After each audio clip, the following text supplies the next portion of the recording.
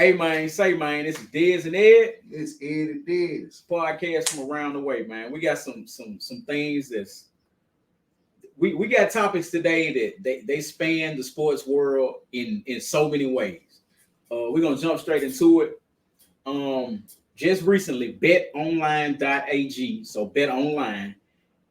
They have been innovators in the game of sports betting for like 25 years now. And recently, they have announced that they are going to allow betting in the Special Olympics, ladies and gentlemen. People are going to be betting on the Special Olympics. This is an event that brings out over 350,000 volunteers and coaches, as well as thousands of athletes. It has 32 events, and they're going to allow betting on 12 of these events, to my understanding. That's wild. You letting people bet on the Special Olympics. I get what it does for the expansion financially of the sport, because the NBA, the WNBA viewership has been up 49% total this year alone. Now, I'm pretty sure Caitlin Clark got something to do with that, combined with Brittany Griner coming back. It's a lot more theatrics to it, as well as that Caitlin Clark factor with her playing basically like Steph in the women's game. But with the Special Olympics, though, I don't know what at this point people can bet on anything. Like, that's wild. So I want to know what the people out there feel about this, because when I saw it, I had to go look at the numbers for the Special Olympics. It's in Berlin this year. It wraps up at the end of next week, I believe. But that's cold. It's you betting on the Special Olympics, man, and these are athletes that probably have no awareness, no situational awareness of what's going on outside of the event that they just there to compete with for the joy of competing. Right. So this is gonna be wild. Like we going into uncharted territory here with the way we cutting the locks off everything. From an ethical and moral standpoint, at least, I can't say I'm against it because it brings attention, but at the same time, it's like I just hope nothing extracurricular flows over, because these are athletes that don't deserve the BS that come with sports betting. Oh yeah, because one's gonna be paying them off. They take it, for their family. Taking dives. It's like, hey, he taking a dive in the wheelchair, man. He done slow, he done stop. That nigga said, "Fuck yeah, I had 100,000 that y'all don't know about." What you talking about? That's cold, man. Like you got paraplegic athletes. And... yeah. Shout out to them though. They got new opportunities there. Yeah. It's some brand coming, Doc. It's in many ways how you want to get paid. And I might myself check out the lacrosse just to see what it looked like, to be honest. And the swimming. Oh, and shout out. One thing about Special Olympic athletes, man, they got some of them have freak athleticism, bro. So I ain't gonna lie, I'm gonna be curious to check out some stuff. I want to see if do they have any sort of weightlifting or bodybuilding in Special Olympics? Maybe not bodybuilding, but they probably got like powerlifting. They might. Okay, yeah, because all that when the gambling gonna open up everything. You know what I'm saying? Because they're gonna find new ways to incorporate new shit to create more lines, to fill more lines than gambling has. So yeah, man, it's definitely gonna be interesting to me, man. I want to see which one of them are they gonna have a Tim what's his name? The Donahue. Tim Donahue, yeah. All this coming, yeah. So that's gonna create a lot more intrigue in the Special Olympics sector. So that's why. And I saw a special shout out before we get off this topic. The U.S. Women's swimming team is like a heavily favored for the gold medal. So I'm actually gonna check that out. I want to see how that pans out. Like it at least got me intrigued, so it did that job. So I'm definitely gonna check it out. It's been Olympic Games in Berlin before. There's no Führer involved in these. No Hitler. So thankful. But yeah, we're gonna see what these games look like, man. This is interesting. This is uncharted territory, folks. So let us know in the video comment, like, what do you think about that? Because that's different. Yeah, I think I want to know is shit the lingerie football league picking up. So Shit, you know, I mean, you know, there's gonna, yeah, you know, I'm pretty sure they for it, you know, yeah. So ladies of La Perla, right, type shit, you know. I'm definitely gonna watch and follow my bet. You understand me? Yeah. Follow the bouncing. Never mind. Yeah. Never mind. Yeah. More serious topic. Touching on ownership in the NBA. Got Michael Jordan, the only black owner in the NBA, is about to sell a team to a financial group going for the bid led by Gabe Plotkin. I believe that's his name, a hedge fund guy. I'm gonna let Ed tee off on this first. Yeah. So my thing, I was going to say, because also J. Cole is a part of it in the minority. In the minority. Him and Eric, the musician, Eric Martin, I think it's like, yeah. So they involved in that one too. Minority owners, which is a glorified season ticket holder, by the way. When you are a minority owner of an NBA franchise, that is a privately owned company, that is not a publicly traded entity. So that means there is no board in place to demand a vote on certain decisions or any decisions. So, and on top of that, even if you want to talk in terms of return on investment, many NBA teams lose money. So ain't no return on investment, especially for the minority owner. So essentially, the only thing that's certain is them damn season tickets. You know what I'm saying? So minority ownership is a glorified season ticket holder. And don't let nobody tell you different. It's specifically in terms of NBA franchises for that matter. So that squashes, because somebody mentioned last night. Shout out to him, Choctober's very own. Shout out to the homie. He mentioned he mentioned the fact that blacks there are blacks in minority ownership throughout the NBA.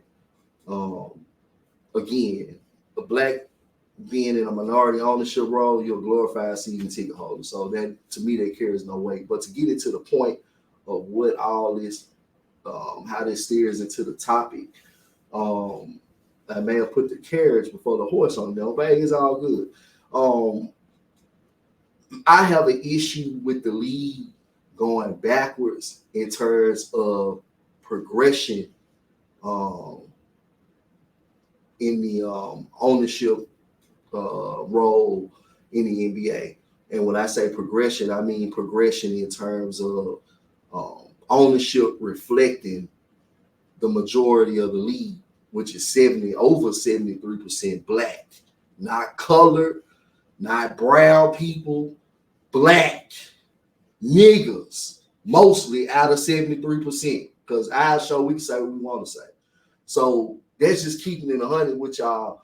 I feel like when Jordan sold that team, I hope maybe there aren't enough black billionaires, because out of the 2,000 billionaires that are in the world, there only are so many that are black. But I'm certain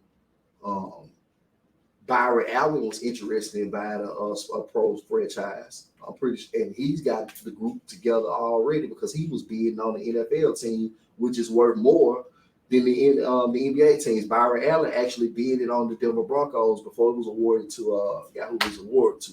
So people say there aren't any black owners available. It's cap. Floyd Mayweather already has a group in place that he wants to get into ownership. And if I'm not mistaken, his group may be involving the Maluk brothers, who owned the Sacramento Kings before.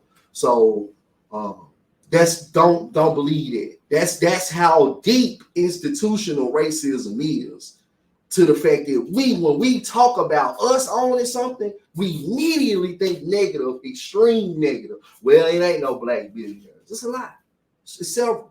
You got guys that are black billionaires that don't even publicly report that they're billionaires. You don't even know the wealth. Magic Johnson been a billionaire, but he ain't gonna tell y'all that because of what come with it. You know what I'm saying? So I feel like Magic Johnson, you mean to tell me Magic wouldn't take a team? And Magic tried to buy the Lakers. He in on the Dodgers. And Magic's in on the Dodgers, and he's also in on the Redskins, the new ownership. Yeah. He's in on that. You mean to tell? And he actually he's told Jenny, this team come up for sale. I want it. I got the money for whatever you want. Then that's what he. I know that's probably what he waiting on, but I'm pretty sure there have been owners who have switched team ownerships. So you had owners go from owning one team, work that out where they sell that, and go into ownership of another market. So he'll work it out, and that team will never come for sale anyway. Let's just keep it honest. Jenny and her brother, they would never sell that team because of what it meant to their dad. It'll never leave their family. So he can wait on it until his bones rot. It will never happen.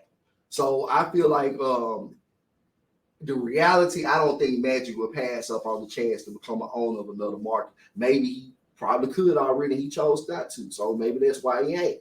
But outside of even the Magic, there are several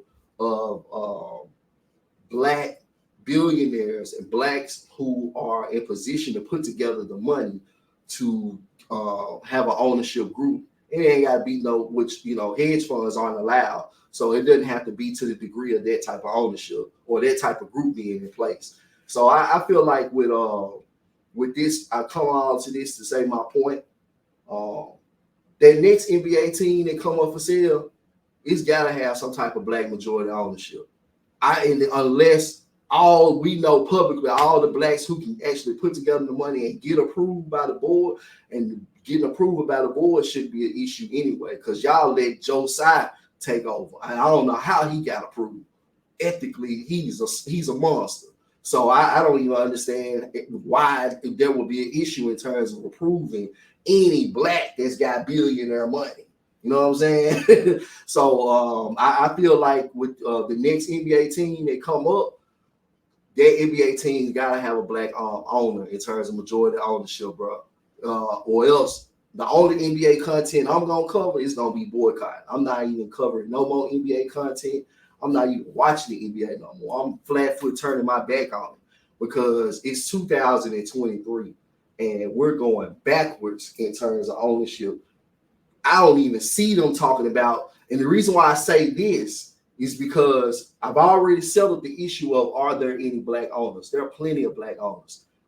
Byron Allen, Puff, Floyd, Jay wants an NBA team. It's several. You know what I'm saying? Even, I'm not going to go there, but even Kanye had the money last year. And, so people, I know they want to prove him, but you get the point. There are plenty of ownership groups in the black community that can make that happen. Tyler Perry just bought BET. And VH1. And VH1, exactly. So, which, he got it on Paramount, so they don't tell it what was in place with it or what the situation really was for them to even be willing to sell them. We all know why. But anyway, it's neither here nor there. There are plenty of billionaires that are black or black successful moguls that have the money or the groups in place to make ownership happen. So that's not an excuse. And in terms of there was something else I was touching on with that. But yeah, man, I'm turning it over to you, bro. I'm at that point where now we're going backwards in 2023. That's the issue. And I was gonna say this about Adam Silver. You've been in there almost 10 years. You haven't introduced a black owner yet. And I haven't not one time seen you advocating. One time ain't gonna do it anyway. But I haven't seen you come out and publicly push for black ownership. That's an issue to me. Because that if we don't have it, the least that you can do is publicly keep pushing. My goal is to get more blacks in majority ownership. People want to say, why is it racism? Why is it white? Because white people don't make up 73% of the league. No disrespect to anybody else's race, creed, whatever it is. Y'all don't make up 73% of the league. Black people do. That's just the reality. And we probably spend more money on the NBA than any other race. And I'm going to just be honest with you. So our dollar is going to be the most powerful. We cultivate the culture of the NBA. It's black. Let's just keep it honest. Am I wrong? Am I right? Right. What is the music that's heavily marketed in the commercials, the arenas, the product, the video games. What music are we looking at? What type? How do they wear their uniforms? How do they design their uniforms? The merch that they now make today. The designers that they go out and bring in for the merch. Shout out to Black Hippie. Shout out to Two Grinding. All of these are what? Black designs, Black culture. Y'all have appropriated. When it's at the point now where this is appropriation. 70, no, it's not even appropriation. This is flat out colonization. 73% of the league is Black, and it's probably lower than it was at first. It probably was 90% Black, probably 10% white when there weren't any Europeans in the league or foreign people in the league back in the day. But today we're looking at over 73% of our race representing the league, and we have no representation in majority ownership, no representation in the league office in terms of the commissioner and the deputy commissioner. We ain't never even had a Black deputy commissioner. The highest that we've seen a Black person was Stu and Joe Dumars today, and that's over the decisions of punishment. Then that's all. They just put a Black face over the decision making. I already peeped that game. So that when the decisions come down, hey, it was a Black dude who decided that we weren't slaying. We ain't the one baptized him. The Black dude do the baptism, Joe Dumars today. So I even peeped how that worked. So it is what it is in terms of it can go on for days, but I'm at that point, bro, where I feel like we going backwards. And because I don't even hear Adam Silver publicly push for Black and majority ownership, I feel like we regressing. Hell, even Stern had 2 Black owners he introduced in his era, during his administration, his regime. He introduced Bob Johnson and he introduced Michael Jordan. So since then, Adam Silver's supposed to be the commissioner of progression or diversity, and the only diversity I've seen is everybody except Blacks get in ownership. We seen Asians become owners. We seen Indians become owners. We seen more whites become owners. We seen every other culture almost get represented in ownership other than the Blacks. That's flat out colonization. What was going on? It's going back to, I mean, we've been saying it for the longest, but if that ain't a plantation, I don't know what is. 73% of your athletes bucking and jumping across the court are Black. That's a problem to me, bro. When we look at the ownership and they don't reflect that in no shape, form, or fashion. Yeah, for me, ownership in the NBA, interesting you brought that up. Like Bob Johnson owned the Bobcats. He sold them to Jordan. So what that shows me is they ain't even selling no teams to us. It took for him to be the one. And exactly. It was Jordan. Of all people, it was Jordan. You could not explain not giving Michael Jordan the ownership of the league, considering what he's done for the league. I think to that point, when I pay attention to it, what that says to me is it's more of the owners than Silver, because we all know the owners got the power. Like absolutely, that's the collective. Silver works for them. And the last time, like, okay, you look at Sterling. Look what it took for him to have to get out of it. Right now, this is what I said about with Silver. This is the reason why I said his responsibility in this is publicly advocating, putting the pressure publicly on the ownership group by advocating, hey, bro, I don't want to have my whole administration and I never introduce a Black owner. That's what I'm saying in terms of where I feel like Silver is responsible. When I look at Goodell in the NFL, right? And the reason why I separate that, now, but I want to say this before you, because I want to add context. I know people are going to bring up the NFL and they never had Black owners. They only had like 5 Black GMs in the history of the league. But I can say this about them, they never even had it. So they're not regressing from something they never had. You see what I'm saying? It's worse than the NBA. They're regressing. Yeah, the NBA put on they put on one face, like, okay, y'all the face of the league, y'all this culturally and da. And also pay attention to the head coaching market.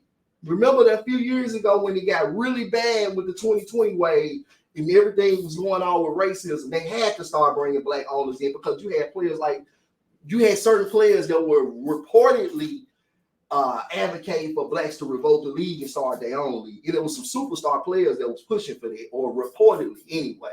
So, and it wasn't just the one everybody's thinking about. So, they had to add more black coaches at the time. The owners decided up on it. They had to because the NBA is far more of a players' league than the NFL is. So, but if you pay attention to who they're hiring now and the wave is going back, I already pay attention to it.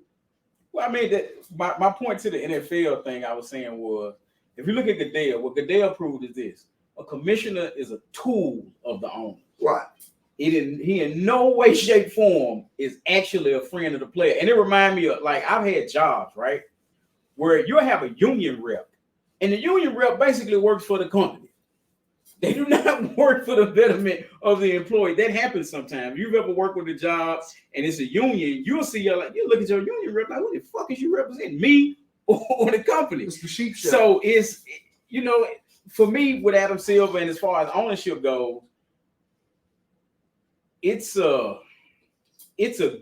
think of it as like a ghost boxing somebody out for a rebound. Like, you can't see this motherfucker, but it's something holding you back from the rebound. That's what this is. Right. To me. It's like, okay, yeah, we push for this. We'll put this on the court and and it knocks out a certain lane of bringing attention to it.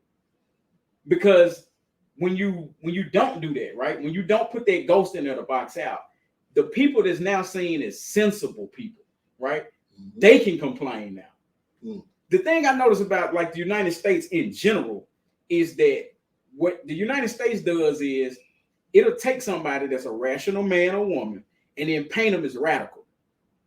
That's what they do. Like, Martin Luther King was radical in his day. He was one of the most hated men. He was considered as a radical. Think about that now. A dude just want to hold hands and sing Kumbaya. His shit was turned to chief. And that's my point. It's like, you a turned up individual, Ed.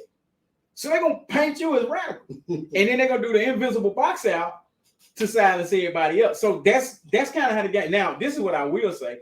It is going to be a black owner in the next 5 years. His name is going to be LeBron James. He's going to lead that next ownership group of one of them teams out with. It's kind of written in stone because you got rid of the Kobe ain't alive no more. You mentioned him too. Kobe ain't alive no more. God rest his soul. He would have been Michael Jordan gracefully bowing out. Right. He know. Braun already said, and then which we were hearing in the CBA. Jordan is having financial issues because he took the L in the stock market on some shares. I think it might have been that same. It wasn't it. It was something else. So similar, very similar situation to Gary. What's his name? The cat taking over. The guy taking over the team from Jordan. There. Gabe Plotkin. He was shorting. He was basically the person that was going against GameStop and losing to retail investors on a regular basis. That's what he was the one doing. That plunged them really out of the market. And then a group of Reddit, a forum in Reddit got together and just bought up shares of GameStop and drove it up. And it ended up becoming a movement. Yeah, he backfired on them, and they just blew his ass all the way. He bet on them failing, and he bet a little bit too long with too many people's money, to where they forced him out of the finance sector. That's why he ended up cashing out. As far as the ownership, there is something in the new CBA that for the first time states that an active player can now own an NBA team. Who else would you make that provision for? So it's only one guy there that can do it. And he got a homeboy that just made a killing in Melo off stocks and investments and stuff. It's enough people. It's going to be. Oh, yeah. He got enough to where, honestly, LeBron can buy. If the league was for sale, it's not LeBron money, but LeBron has enough relationships to where LeBron can go buy the whole league with the right group. Like, literally, he has enough relationships in the world to where a dude can go buy the whole league. Yeah, if you know Jeff Bezos, he can pull a Leo Golf if he wanted to.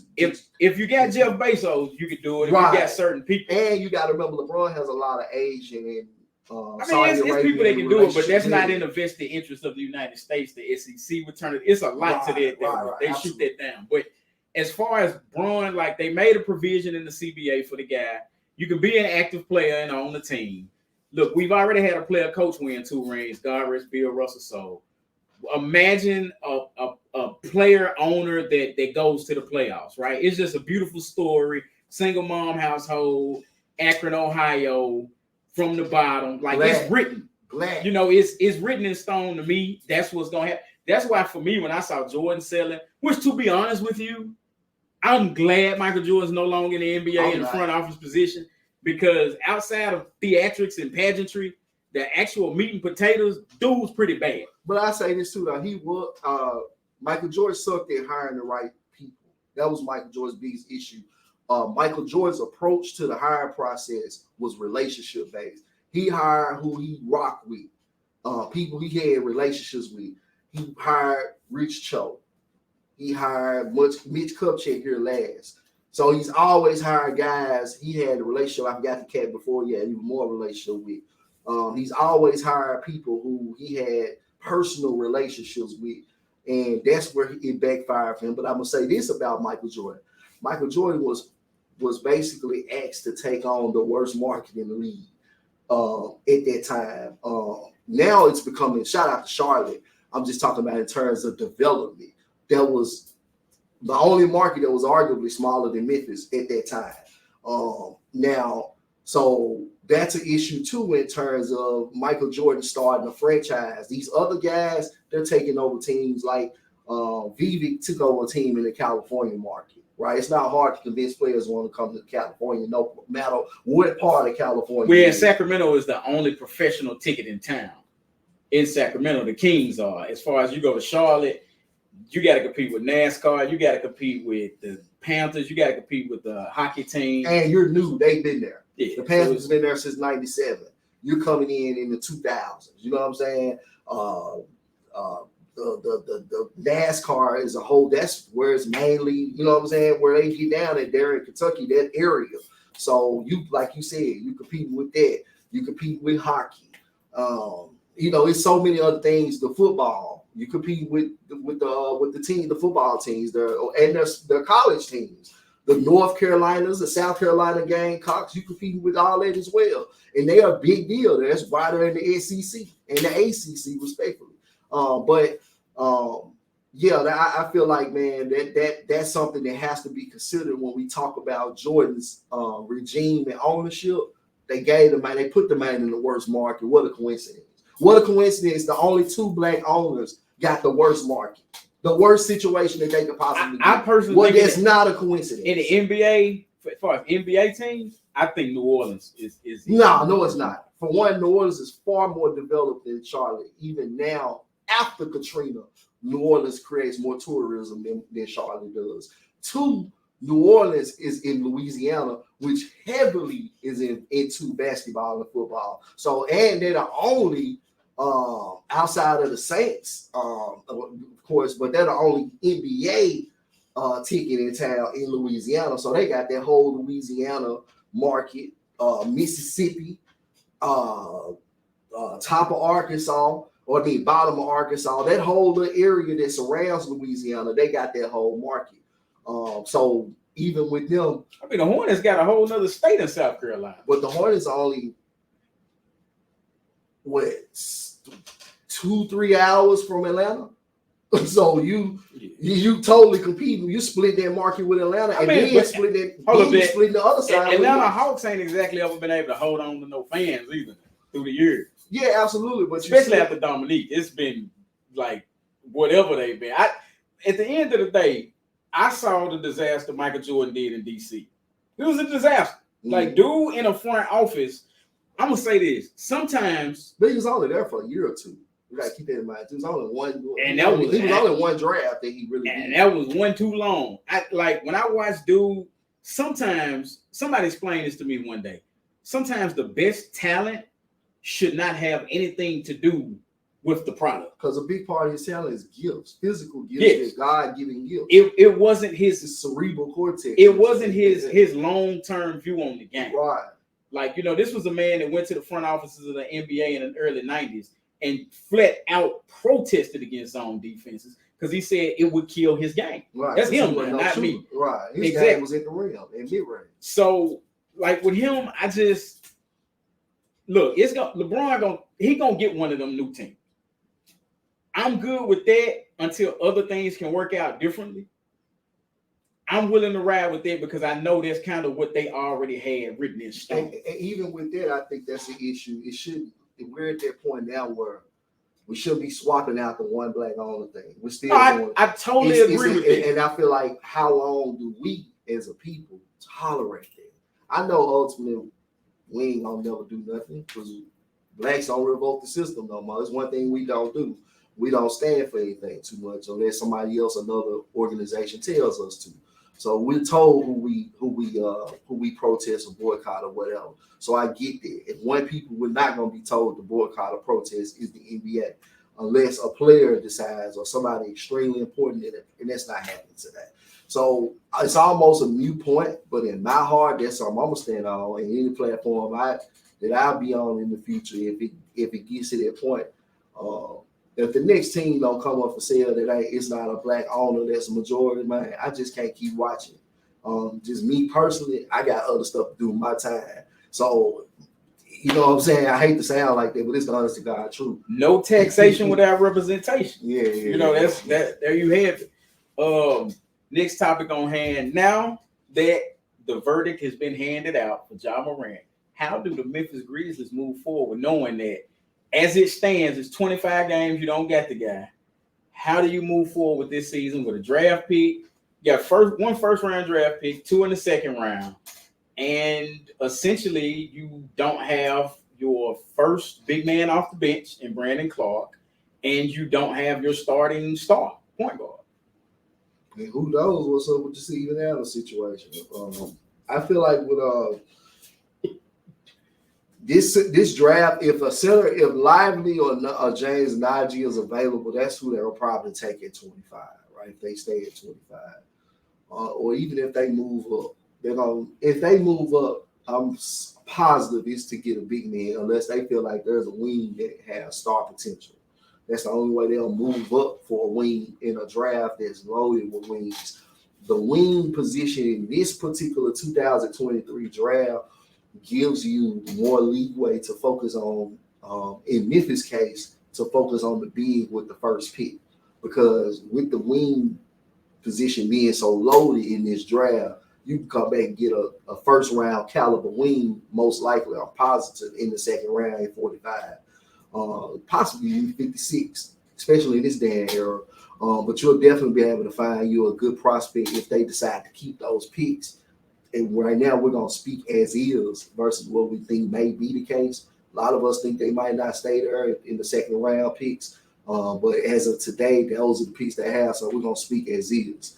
So at 45, I think you can get a wing. I think at the big spot, at 25, I think they're going to focus on what in this draft is a rarity. So the value of it is going to be higher, which is a big man prospect. So Lively, and James Nagy. But I wouldn't be surprised. That's a Vucevic cat. He's a European center, 7 feet. I got to look up his name. Y'all know who I'm talking about. Vucevic. He's I don't know if he's in Turkey or something. He's in the Euro League right now. That's somebody that I hear the Grizzlies been interested in. If I'm not mistaken, and they might have even worked him out. I think they did. But that's somebody that they might, pull a Santi on. But I don't see any point of that because he's literally Santi all over again. Except he shoots more from the perimeter. But I feel like at the end of the day, the big man is going to be what they focus on first. Okay. For me, moving forward, knowing Ja's suspension and knowing what Brandon Clark is, I think this is Kleiman's chance to put his workman's hat on. You got some veterans on this team. You can move. Me personally, look, man. If Ty's got to go. My first order of business is this. As far as the roster goes itself, a Ja Morant jump shot is necessary.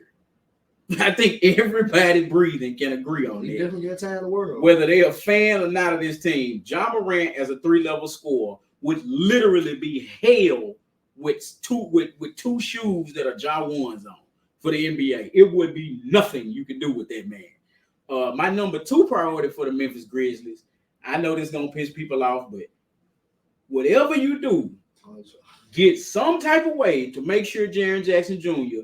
never sees minutes at the 5 again. I don't ever want to see him play center again. Let me say this, I don't want to see him have to play center. If it's a mismatch there, sure. If that's what you gotta do at the tip, you in trouble. So, but I'm definitely not disagreeing at all. Definitely not disagreeing at all because you have that very valid point. It's just in terms of Jaren though, like. What does that say ultimately about him? I mean, he's still an all-star. He's still a defensive player. To me, what that says is, but ultimately, that limits the ceiling of our lineup. I don't think so. And the reason I say that is this: if he wasn't a stellar defender, I would completely agree with you. I would have never said it. But because he's a stellar defender, the two best power forwards in the history of the game were all at their best when they were hit. They didn't have to touch the 5 position. Carl and Tim Duncan. Well, KG and Tim Duncan. KG, yeah. But that's another one. These people never had to look. The best thing you could do with a power forward. No. KG played. He won the ring as a. Kendrick Perkins started, but he didn't really. But he started. Yeah, I just told you, as long as he don't have to. Did KG have to play the center? The answer is no. He didn't have to. My whole thing is this: as long as he don't have to do it. If you finna flip that ball in the air and you're gonna say, hey, you gotta play the 5. Oh, hell no. Because he's a good roller. He did play that later though. He did, and then he went up. Because they made to the finals when he playing the 5. And who? KG though. Remember Kendrick did play, remember back then. He started. Now remember by then, I think Kendrick he got sent to OKC. No, he didn't. He started. Now, I know he started when they won the ring, but after when they went to the finals the next year, I mean that year after, he was the center. Again. Okay, so was he the He was hurt, as a matter of fact, the last game or so in that series. He was hurt in 2010. Yeah, because I remember them moves. But how they got there was him as center. And KG able to roam. The same way Tim Duncan able to roam. They had, what's the boy name? Start with an S, last name. The one LeBron blocked his dunk in the finals. Played for the Spurs. Tiago Splitter. Tiago Splitter was the center. All these guys throughout history, all them power forwards, they was able to power forward because they didn't have to stay in the anchor. Anthony Davis won his only ring when he was able to run. You cannot have these fours masquerading as centers and think you're going to get to the finals and win. Bam just showed you that's the max you're going to get to before one of them big motherfuckers come out there and push you around like a child, chest to chest. Because Bam didn't get back down, ladies and gentlemen, in the finals.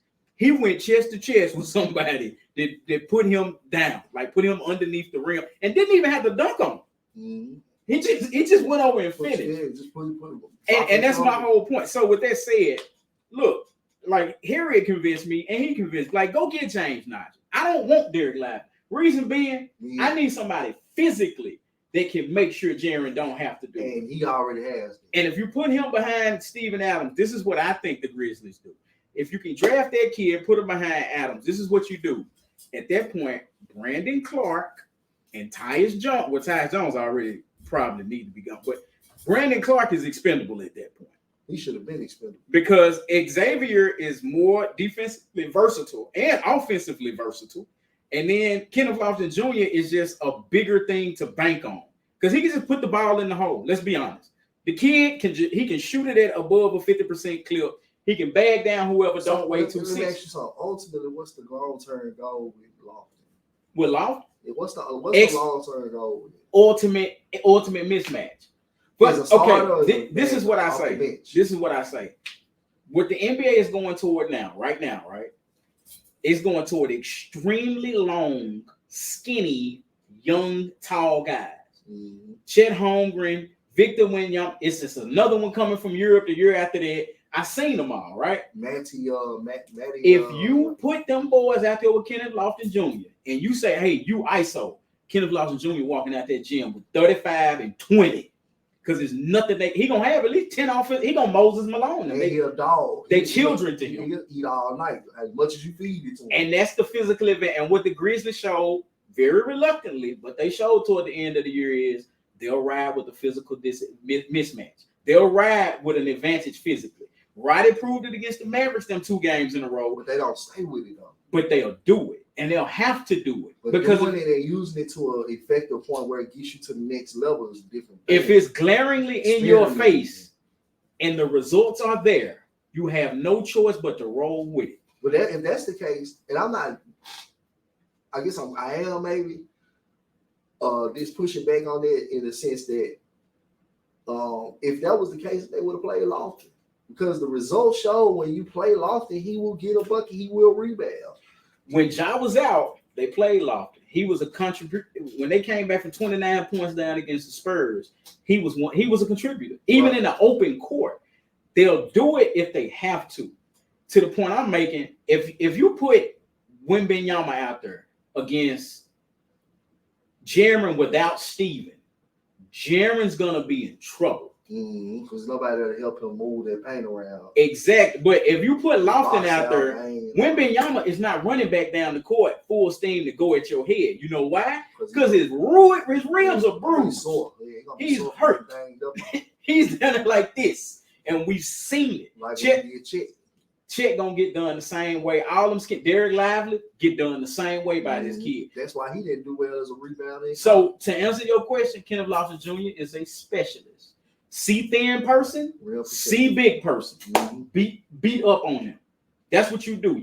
I want any big men on this team. This is what I want them to serve a purpose as. Make sure Jaren Jackson Jr. is clean. You do the dirty work. You're an offensive lineman. That's what you are for him. He's the star defensive end. He gonna come around the edge. He gonna get the sacks, the blocks. Now everybody else, this is what you do. You the nose tackle. You Vince Wilfork. This is what you.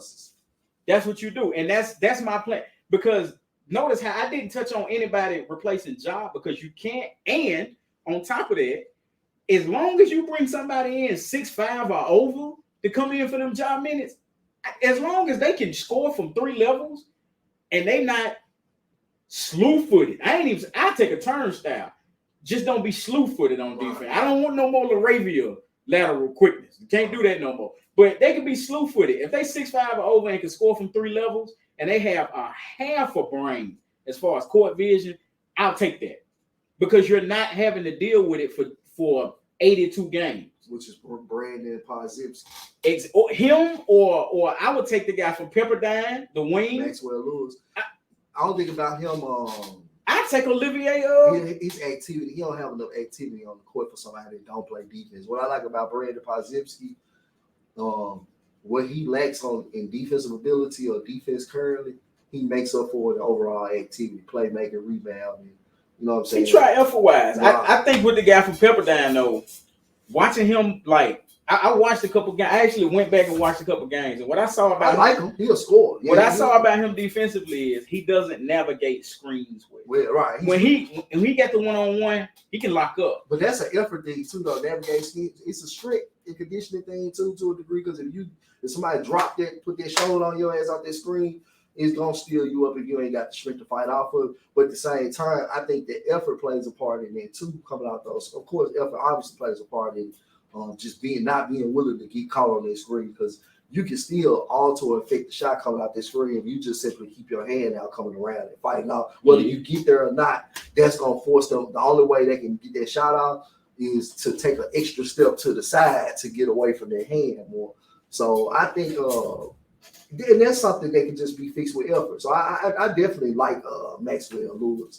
I just at 25, this draft has too many other high ceiling guys that also have close to or match or better level of his production. Leave 17 points at Penn. I don't think they got his athleticism. I don't think, and then that's the thing. It's like on this team, you can't just go get a win. Like Dylan Brooks was a more than serviceable defender.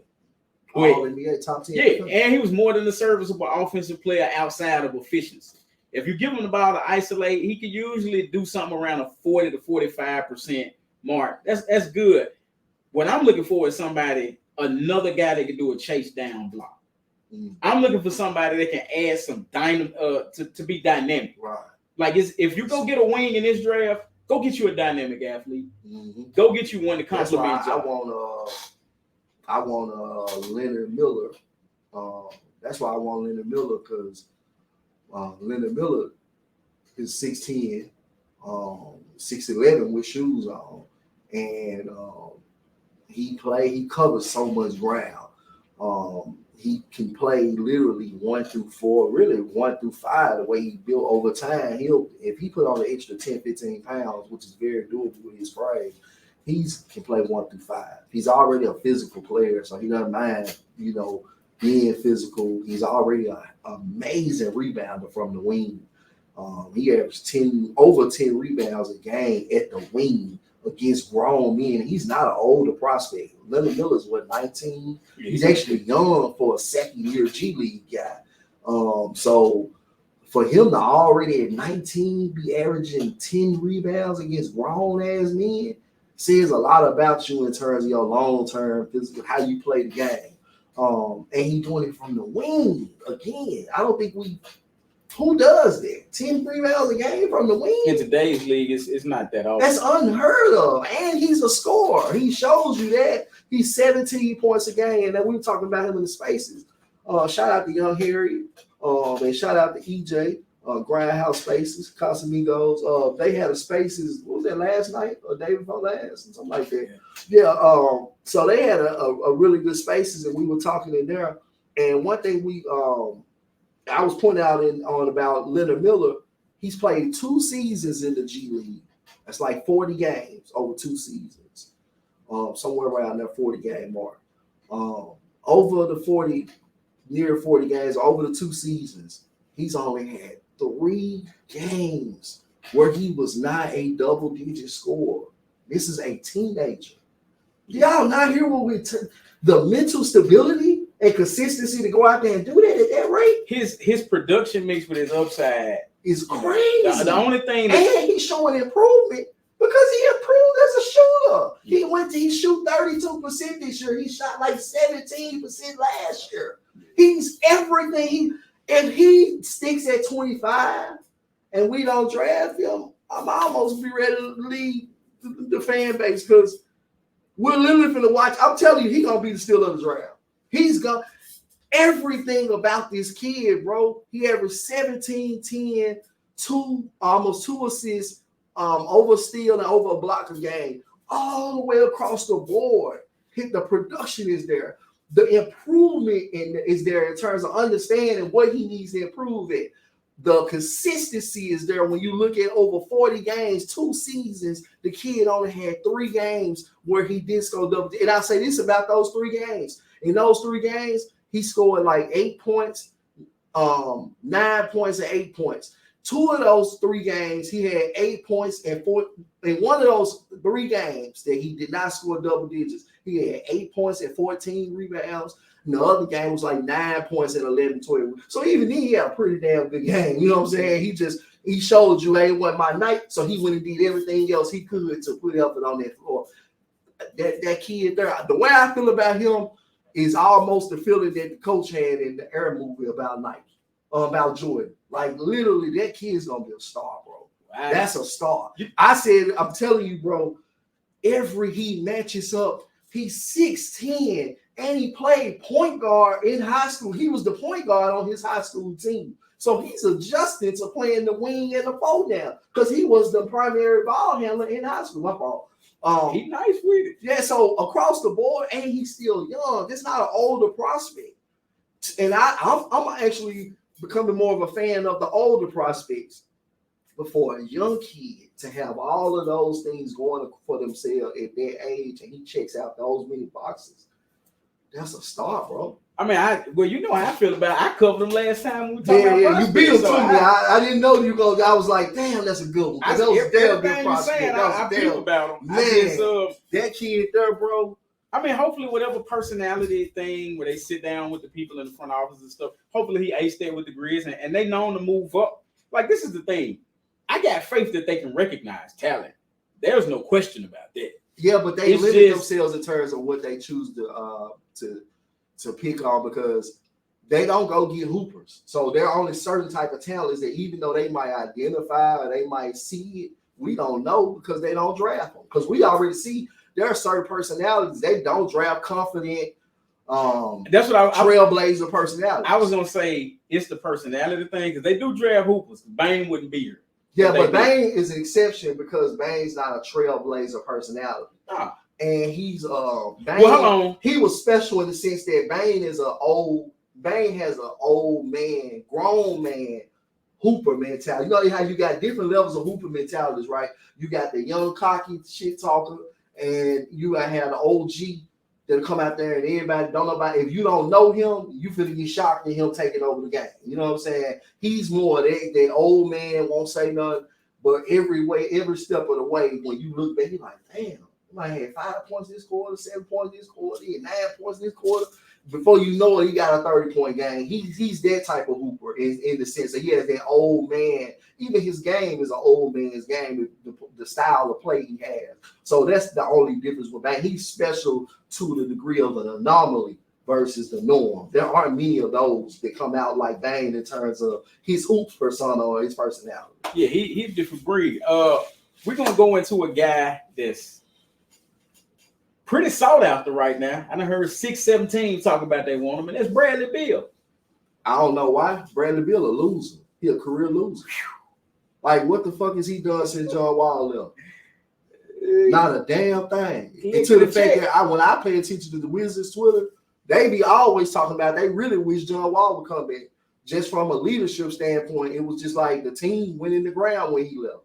They made the playoffs one time. That was with Russell Westbrook. And he ran Russ off. Then he ran off Spencer Dinwiddie. Remember, that was why they had heavy beef. It got public between them two to where everybody knew they was beefing because they were talking shit to each other on Twitter while they was on the same damn team. So every point guard you get, you run off. It ain't the center.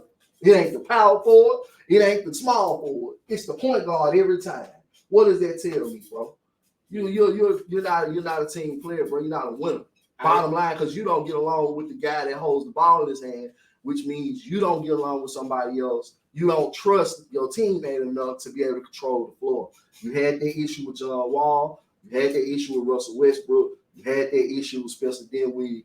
After two, it to me is a pattern. 1 + 1 = 2.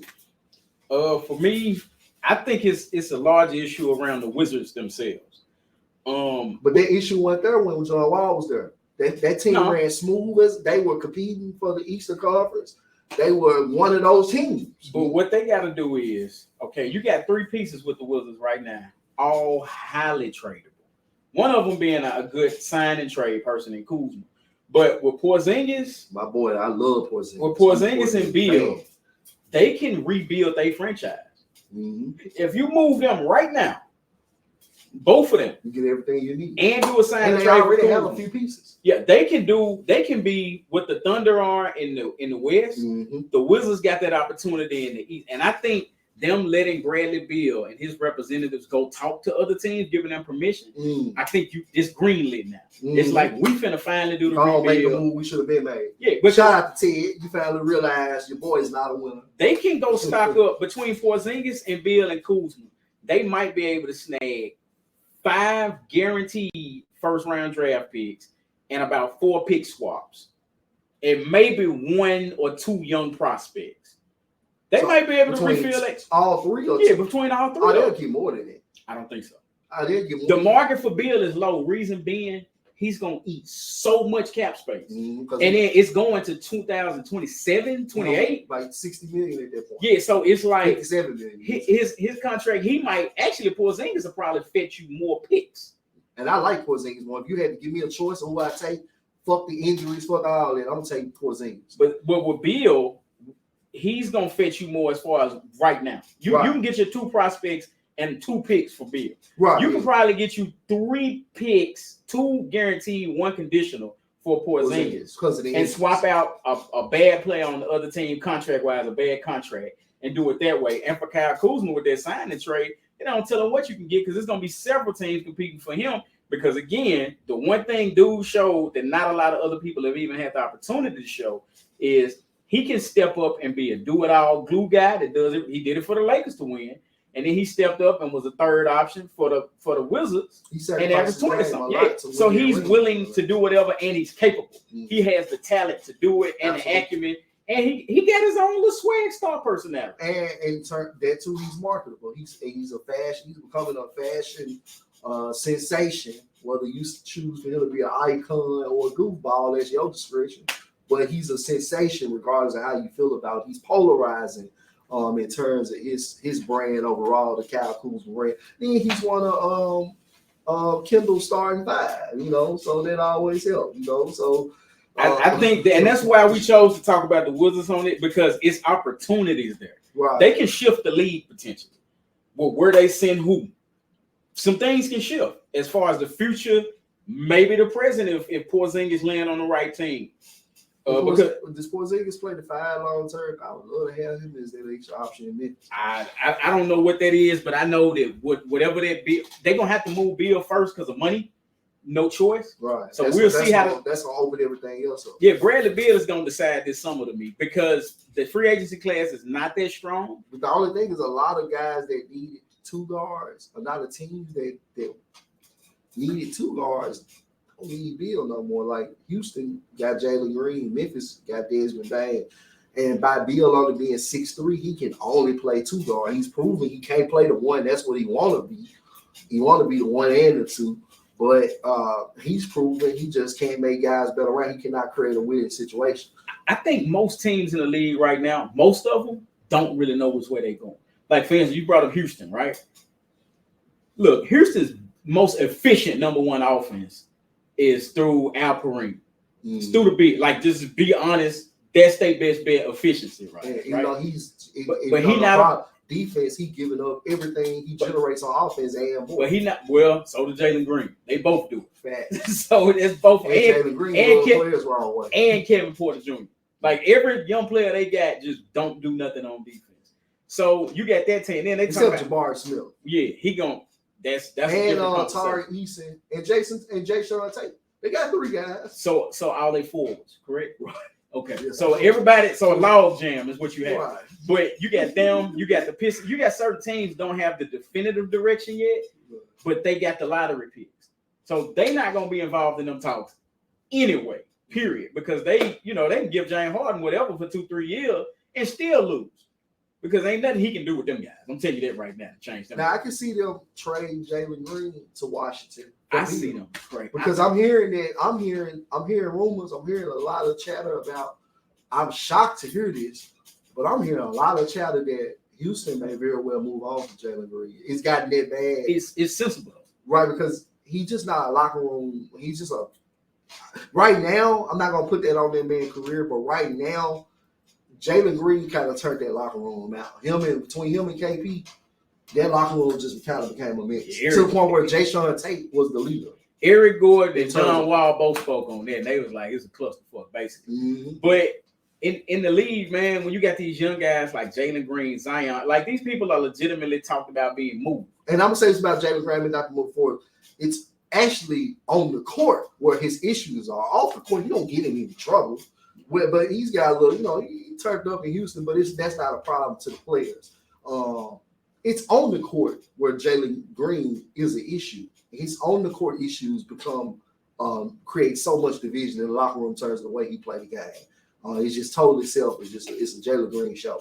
He played like NBA 2K street, right? Type shit. That's how he played. But with the league and the shift, man, I think what 2K in the park. What we're seeing with Bill this year is what will be happening with Jaylen Brown in 4 years, 3 or 4 years.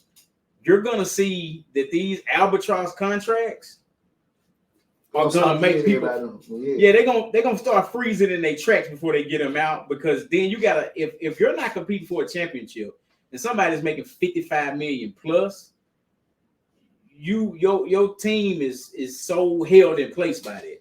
And I'm starting to notice that some of these contracts aren't fully guaranteed. That's for the first time in a long time. When have we ever seen that? Back in the day, if it was a contract like in the 2000s, if you signed for Chris Paul signed for $30 million, you got $30 million. You know what I'm saying? There were not any contracts, maybe 1 or 2, and I can't even remember a 1 or 2 to where the money was not fully guaranteed. So I'm starting to notice where the NFL, it's almost like there is a collusion where they meet in the middle in terms of money guaranteed. I'm noticing the NFL is being willing to guarantee a little more, and I'm noticing the NBA is less willing to guarantee. Well, a lot of these contracts are more incentive based now. That's regardless of, it's still less guaranteed. Incentive means less guaranteed. Incentive. Yeah, I'm offer no you guarantee. But because these guys are they're not as a guaranteed production as far as where you're going with it. Mm-hmm. Like if you give Dwayne Wade in his prime $25 million, you're gonna get at least late second round conference finals. If you give Chris Paul this, if you give Braun that, you guarantee. A lot of these guys is in the goddamn lottery 3 straight years. Mm-hmm. So it's like, yeah, they're not even carrying the franchise. Yeah, I'm gonna give you incentives like a motherfucker because you got teams where ain't nobody making a lot of bank. Like except like take OKC, only Shy getting paid. The rest of the team ain't getting no bread. They right there. So how the fuck they ahead of you and you a vet? You've been in the league 4-5 years longer than Shy, and we ain't even sniffing the playoffs. So you know that's no, longer than that. He's actually been in the league a lot longer than about 4 or 5. Regardless of that, much longer than Shy. Absolutely. Yeah, so it's that you gotta do it that way. Like it's no other option. Talking about the guaranteed money, more incentive based. Based on who you are. Yeah, I totally agree. I'm actually glad that it's locked that way because it's actually a better median. Instead of it being more extreme, guaranteed or no guarantee, which is how it used to be. NFL didn't guarantee no money. Your signing bonus was your guarantee. You could negotiate the signing bonus. It was you got to do something for the benefit of the medium guy, right? And that's what and that's why I've noticed that both leagues have come to more of a median in terms of guaranteed money, which leads me to believe that's not an accident or a coincidence. No. That's where they colluded together, man. Closed doors. But yeah, it sets a nice precedent. Yeah, absolutely. I mean, it does definitely because both leagues needed the direction that they went with. The NBA needed to start guaranteeing or incentivizing more of the money versus guaranteeing it because you had cats just getting over in the league for years. It was so many cats that committed highway robbery. Chandler Parsons, one of them. It was so many, probably was one of them. We're gonna go and change. So he done brought up that name. That's fucking PTSD for me. We're gonna go into the draft prospects, man. Yes, sir. Who you got first this week? Oh man, hold on. Man. We both got to go to the notes, bro. Yeah, absolutely. Because we cover so much here, we ain't got no prompt screen. We're gonna set that up probably next week. We'll have prompt screen. We get something in that function. Yes, sir. So this week, what's realistic in terms of draft prospects? Have we covered Maxwell Lewis already? No, we haven't. You get it. Okay. So getting into Maxwell Lewis because he was discussed here recently in Grid's Twitter. Shout out to Grindhouse Spaces. They kind of like they are the central hub of Grid's Twitter. So shout out to them. Shout out to EJ Casamigos and Young Harriet over there. And shout out to Memphis Wilcox too. As far as with Maxwell Lewis, average 17 points in college, average over 3 turnovers a game. That's my issue. Averaged almost 6 rebounds and 3 assists per game. Surprisingly, he averaged right at a block and a steal every game. Shot 35% from the field. From 3, shot 46, 47% from 3. It was at Pepperdine. So in terms of his, my issue with Maxwell Lewis is he's got to become more of an efficient playmaker. He turned the ball over a lot, trying to get his shot down. A lot of it has to do with the fact he played at Pepperdine, right? So they're going to scheme on Maxwell Lewis a lot more than they would with others. So that created a lot of turnovers because he has a lot of gravity pull. And the problem is you ain't got nobody else to kick it out to. That gravity pull almost becomes a detriment to you. Defensively is where his areas of improvement lie the most. Now, I will say before I get into the defensive part, he has to be more productive on offense in terms of activity across the floor. He's going to have to become more of a rebounder if you're not going to play defense. If you ain't going to play defense, then the least that you can do to create more opportunities is go up and rebound and get, secure. secure your own, follow your shots. You know what I'm saying? Defensively, if you ain't gonna be the one that's gonna stop the play, then at least if they miss the shot, you got to be in there crashing the boards. You got to be one of those type of guards in the league. As a scorer, he's pretty decent. The talent is there in terms of the athleticism. You know, the defense is one thing that Dez was pointing out earlier. He does have a level one of dynamic athleticism. He's not Jalen Green or nothing like that, but he does have some level of dynamic athleticism. So that gives him some defensive potential. But the issue with him is strength and conditioning. By him being in his frame, he's going to have to put on some weight. He does have the issue fighting out the screens, as we spoke on earlier. And that comes down to effort, too. So that's my thing with him. At 25, I don't know if he's the guy. I wouldn't be mad. I would definitely not be mad per se at all. But I feel like we can do better at 25 in this draft in terms of value. I think in this draft, if you obviously if one of the two big men available, Lively or Najee, that's who they're gonna go with, regardless of how we feel about it. They're gonna go with one of those two big men. They obviously like Lively. They done brought him in for workouts, and I'm hearing that they like him, and his draft buzz is picking up. So even if you don't like him, you damn near gotta like him because he's increasing his draft stock throughout the course of the workouts. So that's showing potential for progression, improvement. So, but I think in terms of the 25th pick with Maxwell Lewis, I'm not sure that he's the best value at that pick at that point in time in the draft. Now, if he's available at 45, I believe is our next pick. You run to submit that pick to Rich. Not won't be. It was to the deputy commissioner Tatum. You're gonna run to submit that pick because you don't even want to take a chance. You absolutely take him at 45, but I believe at 25, if Leonard Miller is available, you take him. If Brandon Podziemski is available, you take him. If James Najee is available, you definitely take him. If G.G. Jackson is available, you take him, though, based on his personality and the social media issues he had this year where, he called his team out on IG or he liked something where they called the team out. Basically, any engagement of any negative social media engagement is going to rule you out of being a Memphis Grizzlies pick. So we already know that, right? So that takes Gigi out. But at the same time, there's still several other wing prospects that are of more potential, more of a ceiling, and have the production. So to me, he wouldn't be the best value at 45. At 25, but I love him at 45, and I think there's a chance he could slip to 45. That's the reason why I'm mentioning him at 45. This draft is so loaded with wings, and shout out to EJ for really pointing that out to me. EJ Casamigos.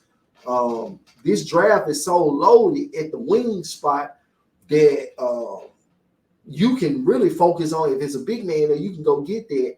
And in terms of Maxwell Lewis, I have a really good hunch. There's a really good chance he could be still there at 45. So I would rather take that gamble on him being there at 45 versus trying to take him at 25. My first guy, Ryan Rupert, French guy, playing pro ball in New Zealand this year, putting up double digits over there. The thing that I like most about his game, got a 7'3" wingspan. He's 6'7". That's crazy. He's really he has more of a point forward game. The jump shot really ain't there with him right now. He was relatively thin coming into the season, but he gained weight. So he's over 200 pounds now. He's like 210. So he's a young guy, 19, but he showed he could put on weight and muscle. He's a hell of an athlete. Lateral quickness off the charts. His lateral quickness is as impressive as other people's vertical. When you see people in the combine jumping at the gym, think of this kid in the cone drill. What's his free throw shooter like? No, he can't shoot. He ain't no shooter. I ain't even gonna bother to look at it because he ain't no shooter. But most things I like about him, very high IQ guy, nice athlete, long. When he plays defense, he struggles as a finisher too.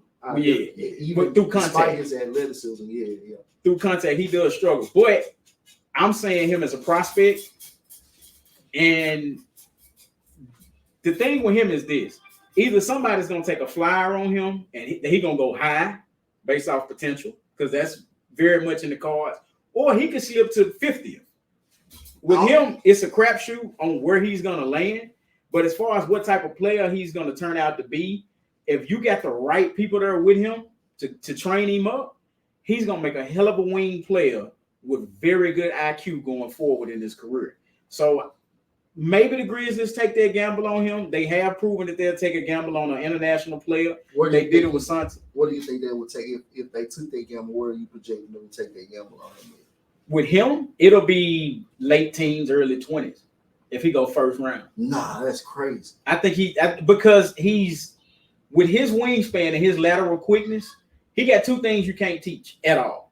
He got two of the most unteachable things, and that's pterodactyl arms and the ability to move like MC Hammer doing the typewriter in the parachute pants. He flies back and forth laterally. The physical tools are there. The production is not there. The skill is not there. And that's an issue for me. Even though we've seen worse players get taken high. And how often do they pan out? That's the key. It depends. So and I know people will say, well, he's a foreign prospect, and foreign stats don't really matter. But setting precedent for guys, and for me, in terms of the Grizzlies, he's not the prospect I would take at 25 for them. It's almost similar. I would rather take Bilal Kalilabi over him, which is a similar type of prospect, but at least there's more production there. And he playing in a harder league too. Koulibaly plays in a harder league. He's on the team with a star already. In the Metro 92, yeah. But I don't. And this thing, I wouldn't take him at 25 because he's not a good prospect at 25. That's not my argument. It's on this particular team. Those are projects. Rupert, he's a project. Yeah, no doubt. Bilal Kalilabi. I don't think he's a project to that extent. I'll tell about Bilal. They're different levels of project. He already proved they just played for the championship in France, and he was the best player on that team. Right. Not Victor. Now, I definitely agree. There's levels to being a prospect. I mean, a project player. Bilal is definitely more closer to a finished product in comparison to Ryan Rupert, but still, nevertheless, Bilal is definitely a project too. He struggles finishing, and he struggles with shooting. So, ball handling is basically shot creation is where he struggles in terms of being a ball handler. In terms of his finishing, his ball handling is what hurts him so bad. In terms of shot creation. So for me, those are things that can, of course, get better. But when you're a long arm prospect, when you got that type of length, those guys, usually, if they don't come in with that type of ball handle, they usually don't develop it. And it's usually because if they ain't figured out their wingspan by high school, they usually never figure it out. Now, Maxwell Lewis probably ain't going to be on the board by 20. He's going to be out of there. And this is the thing about it, though. Just like, so get to my point on Rupert. With both of those guys, I wouldn't take the gamble on them at 25. I don't think Lewis is a gamble. I think he pans out. You think he got a floor? He got a solid floor? He would. Offensively, I can see that. And the defensive ability. He got the physical tools defensively. Right. That's what I was saying. And the length and the athleticism, he definitely has. And then you got to remember, there's one thing about all prospects you got to factor in. Everybody got to factor this in. How hungry are you to feed your family and for how long? Exactly. And that's where I was going to say, that's where I was going to get to my point on Maxwell Lewis, the effort issue defensively, because defensive is the effort thing, right? Especially when you got the physical tools. That's all. At that point, there is an IQ element to it because you can be a high effort guy and still make stupid decisions. But a lot of what defense is all effort for the most part. So with Maxwell Lewis, the question for me is he willing to put forth that effort? And then honestly, offensively, he's just he's solid. He was good, but he wasn't no super dynamic offensive player to me. You know what I'm saying? Like to me, he just he could have done more to me offensively. For him to be at Pepperdine and not have a lot of talent around him and only average 17, and you shot 43%, averaging at 17 and 35%. Now I get again that there a lot of that efficiency or the lack of efficiency has to do with the lack of talent or spacing he had around him. But at the same time, I look at how much you were used, and to me, his coach only used him to a certain degree. It was almost like he was forced to use him as the number one option versus him truly being a highly productive option on the team. So that's my option. And for that reason, I don't want to. I'm not saying he's not a good pick at 25. If he was picked at 25, that's a solid pick. I'm not gonna come on and talk trash about. But at the same time, if it were me, this particular draft is so loaded. See, it's not just the prospects; it's also the draft that I factor in what I'm evaluating in terms of that pick.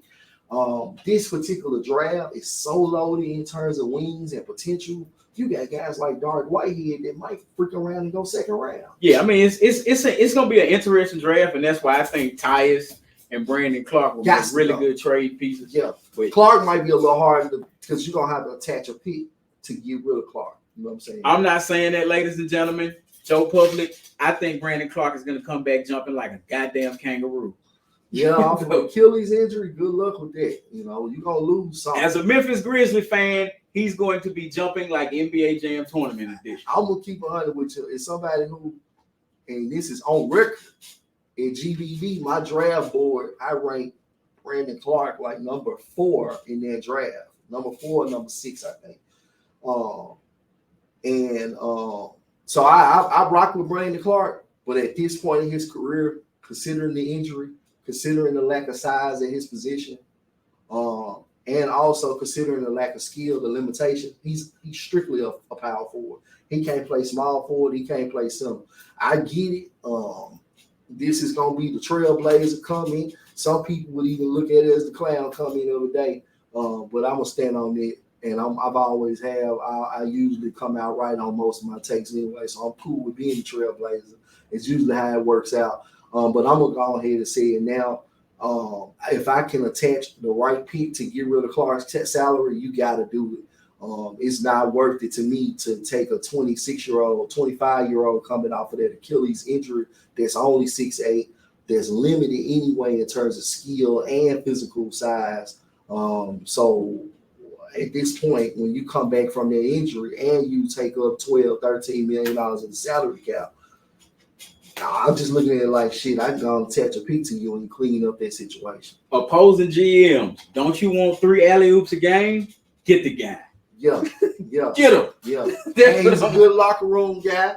I like Brandon Clark as a player, so I'm not knocking Brandon Clark. I'm not saying he's trash or none of that. He's a damn good player. He's Canadian. You're going to get along with him. He's actually a damn good player. He's actually Ja Morant's favorite on the court player in terms of running that transition and that pick and roll action, because he, for some reason, he slips the screen the best. I don't know, but him and Ja have a connection on that pick and roll that's unlike anybody else on the team.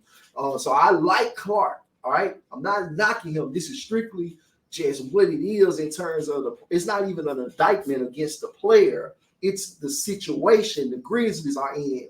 They have a situation coming up where our point guard going to be out the first 25 games. You got guys that's finna get paid. Bang finna get paid. Ja's money's finna kick in more. Jaren's money is going.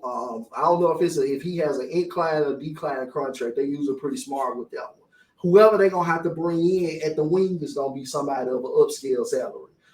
Might not be 30 million or 20 million even, but it's gonna definitely be somebody probably $15 million or more. So all of that money that's factoring in, that's $12-14 million that you know for sure is gonna be dead money next year, because he won't play next year. Probably won't even play half of the next year after. From what I see. So I just feel like at this point, that's somebody that a rebuilding team would probably want to have, because he does. At that point, he'll be a veteran and he's a serviceable guy. He's definitely serviceable, and he's a good locker room kid. And he's a good effort guy. Just has that energy. So I just feel like that at this point, it's time to move on from Brandon Clark too, along with Tyus. I even feel like right now, Brandon Clark might be more of a need to move on in Tyus because of the Ja Morant situation. Even though I would not keep Tyus based on the Ja Morant situation, because that situation does exist. Tyus, of course, obviously has more reason to still be here to me than Brandon Clark. I know that might be cruel, but it's just the God honest truth. And we have who your next prospect? For me, my next prospect. Let's see here.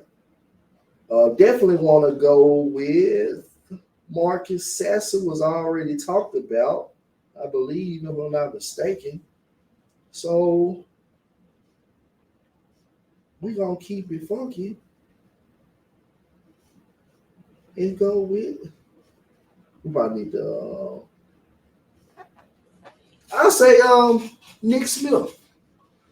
Nick Smith's an interesting prospect out of Arkansas, another combo guard, lefty, crafty scorer. The athleticism is somewhat of an issue at times.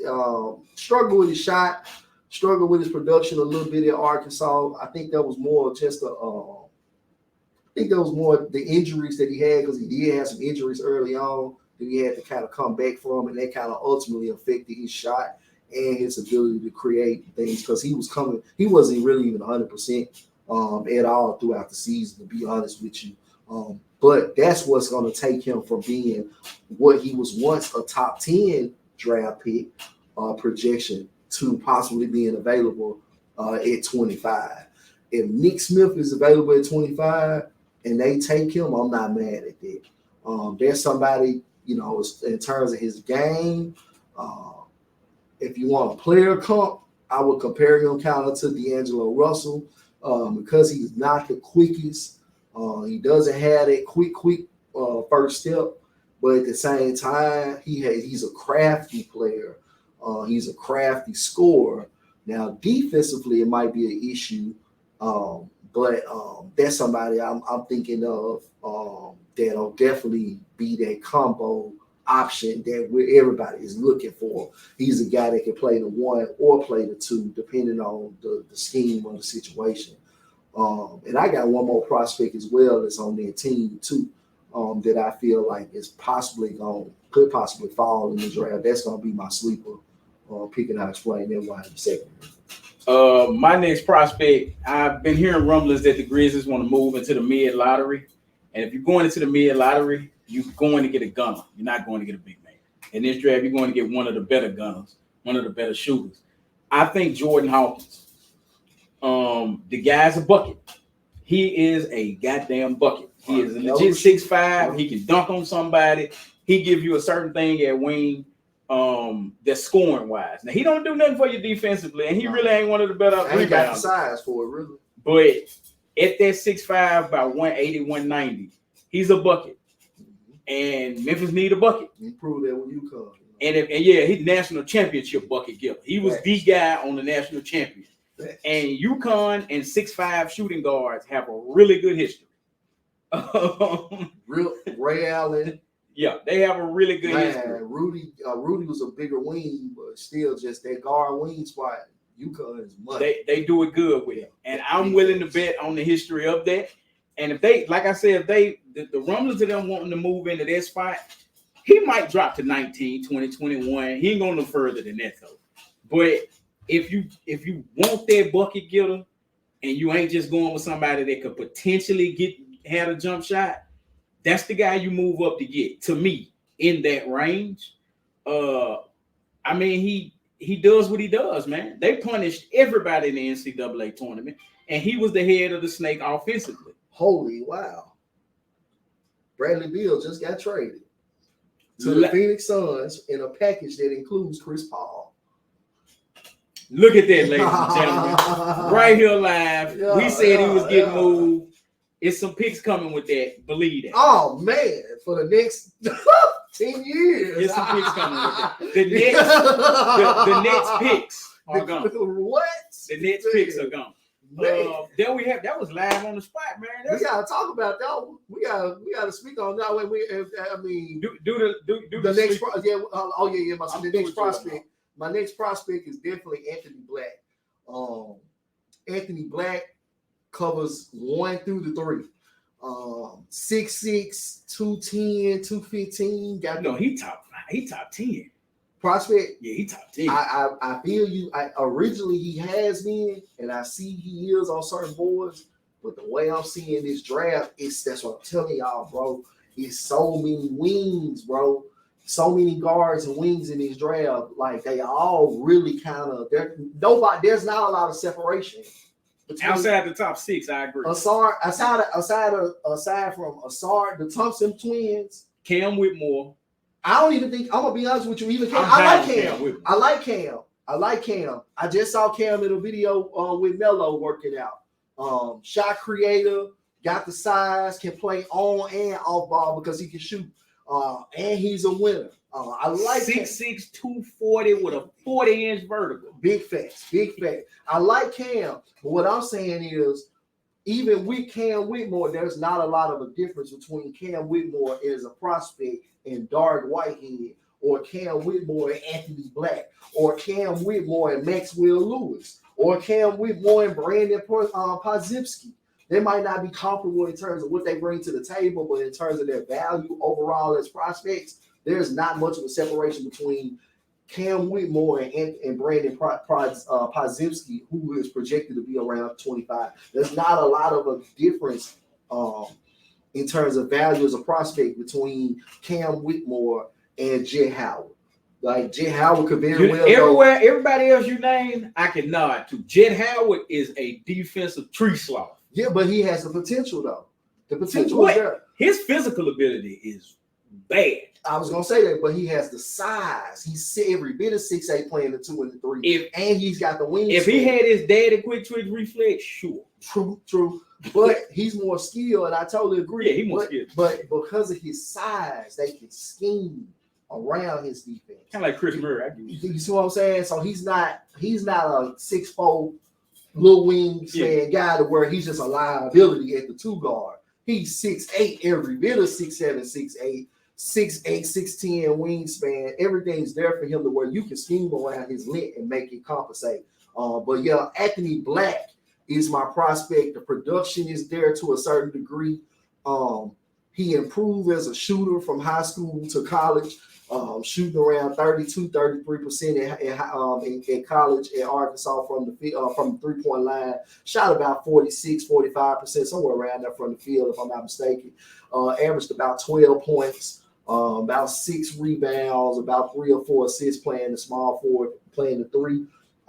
He's a 1 through 3 prospect though. This is a do-it-all prospect. That's one that I'm looking at guys who have the size and the length to do it all. And those are the guys I'm really high on. Leonard Miller, Anthony Black, Brandon Pozipsky has that size to play the 1 and the 2. The 3 I don't know about, but he does have the size to play the 1 and the 2. And I'm looking at guys like that. Nick Smith is another one, of course, we just talked about. I'm looking at guys that cover more ground and give us more options and versatility on the court for lineups and situations. So that's my guy, Anthony Black. And as far as my reason why Dez brought up a good point to bring it on home on him, that he's projected as a top 10 prospect. So why are we even talking about him at 25? Again, this particular draft has so many wings, and there's not much of a separation in terms of their value as prospects to where any guy can slip. Anthony Black can very well be there at 25 because I don't hear his name as a lock in the top 10. Like I hear the Thompson twins, like I hear about Scoop. You see what I'm saying? Or Brandon Miller, or even Cam Whitmore. He's locked pretty much in the top 10. You don't really hear that same degree. You don't have how do you hear people talking about Anthony Black as a prospect? The buzz is not even there, which leads me to believe he's not doing that well in draft workouts. because if he was, he would be more talked about, especially as a potential top 10 pick. So there is no buzz around Anthony Black as a draft prospect. In fact, there's becoming more buzz about Brandon Podziemski as a prospect more than Anthony Black. So for that reason, I can see Anthony Black possibly falling in this draft or being the guy that where when the Grizzlies, if they do move up and go get a wing, he actually end up being the guy that fall in there. Well, history shows they moving up. I don't know where to, but they doing it. And history shows they like those big wings that come from big institutions that have that production, and that's a good locker room guy, which is Anthony Black. He's a good locker room addition, leadership type of guy, even at a young age. My last guy. I'm at this point. I'm no longer talking about the 25th pick. I'm talking about the second round. That's why I went to I've been switching back and forth in between with some. If you notice with some of my picks, they've been second round options as well. Like last week, I spoke on Kendrick. And the reason why I mentioned it is because that second round pick, there are going to be so many guys. And again, that's why I was talking about. And the reason why I'm mentioning this before we even get into that is because with Maxwell,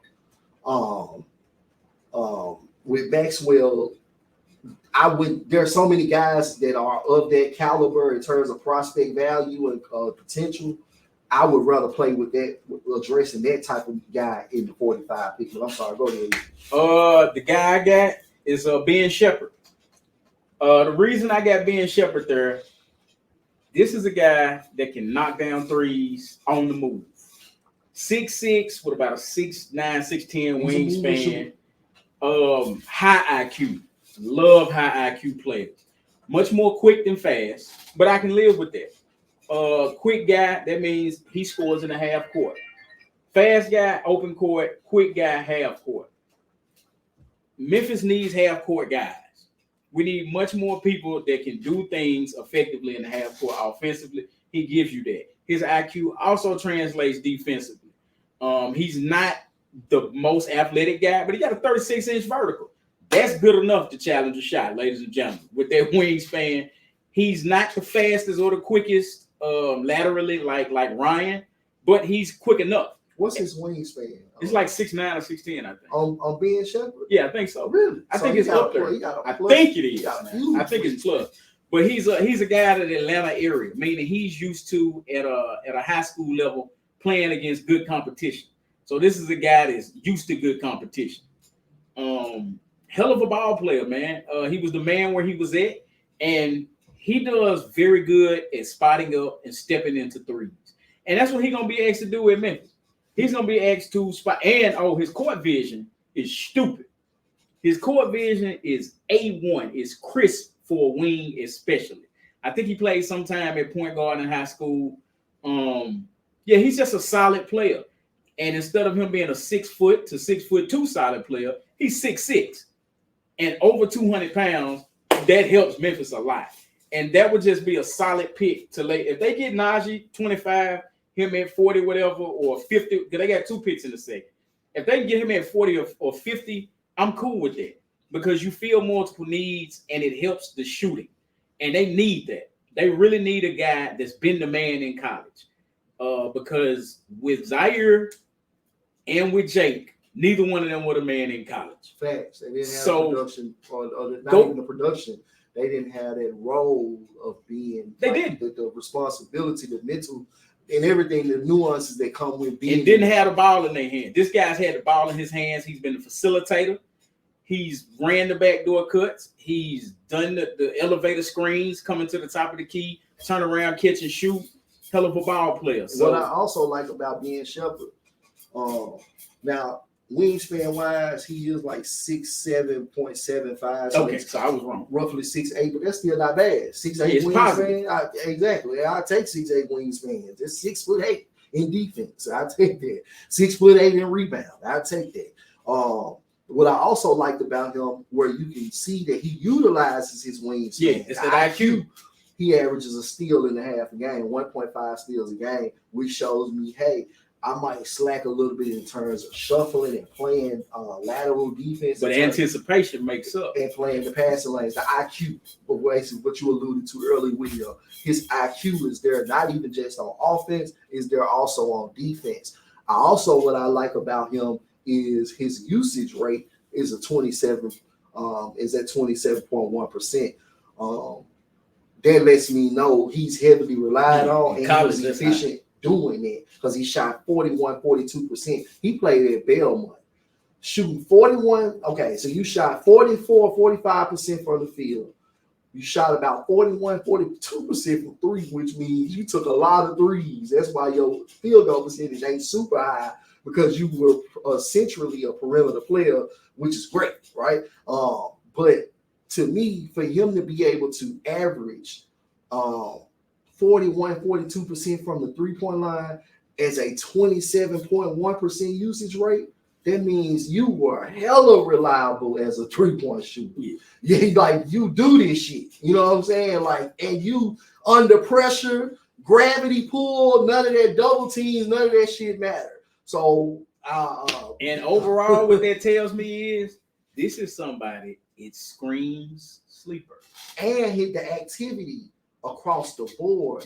He's a plus PER guy, even though PER is something that is not as valuable when evaluating college prospects, because it's heavily inflated in college based on the scheme. But at the same time, it can hurt you if your PER ain't high, because we were just talking about a prospect here in Maxwell Lewis where his PER is lower. With Maxwell Lewis, the PER is lower, so that's an issue. To me, that's a detriment. Versus with this kid, his PER is a plus, as well as his usage rate and the efficiency and the production with it. I think Ben Shepherd, to keep it all short and simple, I think he's got a pretty solid floor as an NBA player. Like, his offense is there. So it's just going to really be a matter of him getting the opportunity. Now, moving on to that Chris Paul trade, I was looking at what all they gave up for it. Nothing. Didn't I? Hold on. Didn't I tell you beforehand that value going to be low?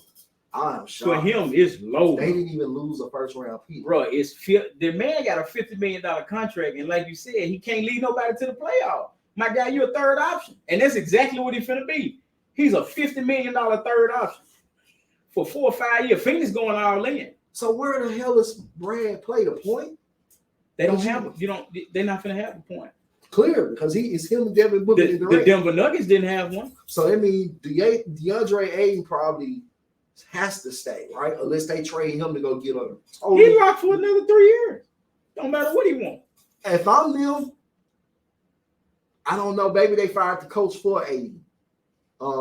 Ayton is a good defensive player and a great rebounder, along with a great scorer. That's hard to. I'm gonna be honest with you. DeAndre Ayton is underrated. I think you cowered out in that last game. I think he was a total coward for that move. For you sitting out with that rib injury for sore ribs, you were a total coward for that.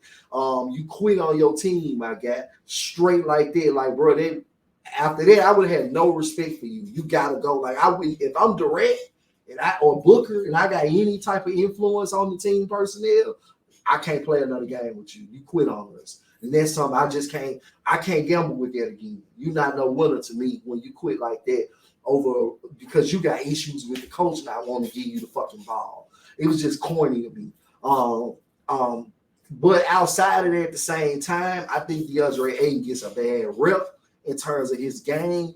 At times, he's been an underrated defender. He's actually improved from being a turnstile defensive player to actually being pretty solid at times, really learning how to use his vertical ability. And he'll bang and give rebounds. He's a consistent banger. He'll go crash the boards and do that type of stuff. A lot of guys don't in the NBA that are scorers. He's one of the few who will, that's a scoring big man that'll still go in there and give rebounds. So I don't know. I don't know if they trade him or not. Do they use him to go get a point guard, or do they just simply run with Beal? Because, like you said, Dez, you got Beal, Booker, and Durant. It ain't no room for nobody else to touch the rock. You Nick getting fired on touching the rock after them 3. I mean, I don't think we've ever seen a third option be the highest paid player on the team, but that's what we've got to see. And is he gonna be the highest paid player yet on that team? On that team, yes. Because I know his money go up it jumps from like 40 something to 60. So that's what I'm saying. Like he making 50 something next year. Oh, okay. So he's gonna be the highest paid third option ever, period, no matter what. Right. Oh man. With that said, damn, it's crazy. I really caught it. Wow. With him, I think you see an uptick in oh my God, Cameron Payne's minutes. You have to, because Bradley Beal can't manage the team with Cameron Payne. Well, at least they don't got to worry about him not being a shooter no more. Like Cameron Payne, but the only thing about Cameron Payne, I don't see him starting. Not because he's not. No, he's not going. I think it's going to be situational. Right. That's what I'm talking about earlier. Like the whole game is about to be situational. Like when I was talking about the Jaren situation, everything is about to be situational in the NBA. It's going to be games when you see the Detroit Pistons march out there with Duren and Wiseman together kicking ass, and there's going to be times it's going to be one of them. The other one going to come off the bench and punish the hell out the other team. Back up center. They still got Bagley with it, but he's a free agent. They might let him walk. Yeah, like he's not in their plans like them too. Like them dudes show what they can do. When they got Wiseman, because they got Wiseman, did they get Wiseman after Bagley, right? Yeah. So yeah, when they Bagley was there the year before. Yeah. So when they got Wiseman, they pretty much replaced the concept of Bagley. You know immediately that first week James Wiseman was the guy. Because he's pretty much Bagley with a better attitude. He's a more coachable version of Bagley. With more talent, because he showed that first week. And aside, because he's just 7-1 or whatever. And that's who I'm gonna be honest with you. Going to that's who I wanted as an option if they were willing to trade the pick. Just hypothetically, if the Grizzlies, them folks took 5 second-round picks for dude, 2 of them was conditional. We could have got him. That's what I'm saying. Anybody in the league could have got him. But now there's the clear need for the center is far more evident than it was. Oh, look here, James Wiseman at center would have been far better than a Najee or a Lively. Realistically, like, he probably more talented than Jaren. That's why I'm bringing him up now. I feel like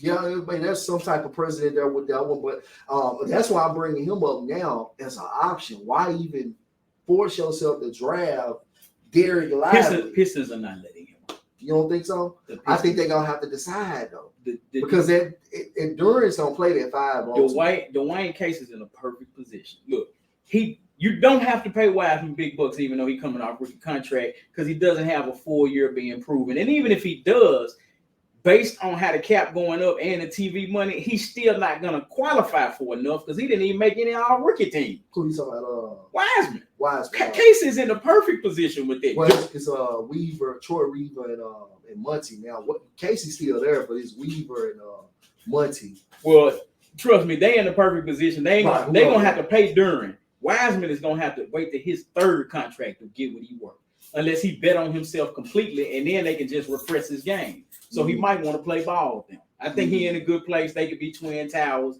Because I'm telling you right now. You think they'll keep both? I mean, hell yeah. I mean, I can see the want to, absolutely. But Isaiah Stewart is out of there. That's who the other big was. I couldn't think of his name. He's out of there. Beef Stew.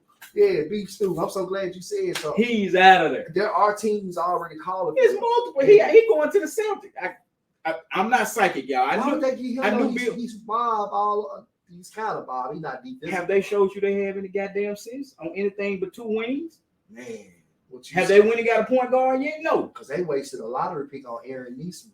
And he in Indiana. They don't know shit. Like, they don't. Look. RJ Hunter got drafted first round. He was out of the league in 2 The years. Nets let them load up on all them picks, and they couldn't miss all of them. They literally wasted every pick, bro. That's cool. Except for Jaylen Brown.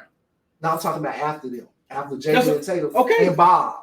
They literally waste. That's crazy. I'm glad you did it. That's crazy. I mean, sometimes look, man, you hit or miss. You know what I'm saying? That's how the draft works. I mean, I'll take it. If I'll waste 9 picks if I end up with 2 superstars out of it. That's a pretty good trade off. Yeah, but I wouldn't keep the same mindset that got me wasting 9 Facts. picks. I'm gonna change course at some point. So I mean, it's, with the game changing the way it is, and with real time trades happening on basically on cue.